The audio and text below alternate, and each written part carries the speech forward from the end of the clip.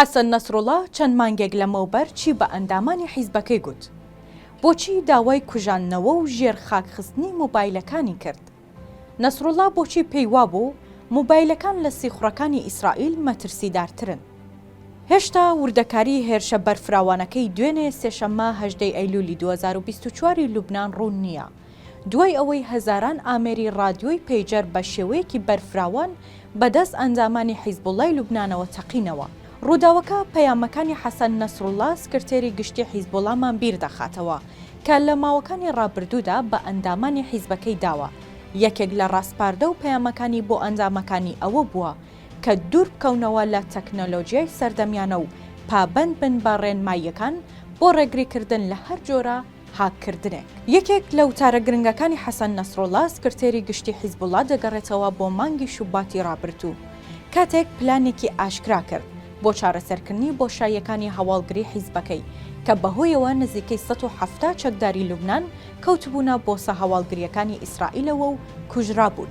ئەمە جگەلەوەی دوو فەرماندەی باڵای سەربازی حیزبوڵڵا بە ناوەکانی فواد شکر و ساڵح ئەرۆرێ لە بەیروتی پایتەختی لوبنان کوژران. نەسڕوڵڵا لە وتارەکەیدا کە دەگەڕێتەوە بۆ 13ی مانگی شوباتی ڕابردوو بەتوندی هۆشداریدایە لایەنگران و ئەندامانی حیزبەکەی و گوتی کە مۆبایلەکانتان لە سیخوڕەکانی ئیسرائیل مەترسیدارترن. لە وتارەکەیدا ئەوەشی وت کە دایان خەن بیان نێژن بیان خەنە سندوقی ئاسنینەوە و قوفڵی لێ بدەن.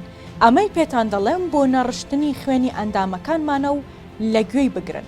حیزبوڵڵا دوای وتارەکەی ئەو کاتی حەسەن نەسڕوڵڵا لە بری مۆبایل ئامێری پەیجەری بەسەر ئەندامەکانیدا دابەش کرد کە لە ڕێگایەوە دەتوانن بۆ بارودۆخی لە ناکاو پەیام بۆ یەکتر بنێرن.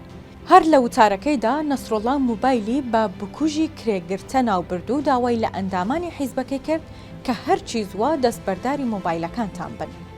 ئەوەی گرنگە حیزبوڵڵا تا ئێستاش لە هەوڵی دۆزینەوەی نهێنی ئەو تەقینەوە هاوکاتانەدایە کە دوێنێ چەندین شاری لوبنان و سووریای هەژاند و هەزاران کەس بریندار بوون و چەندین کەسی دیکەش کوژران.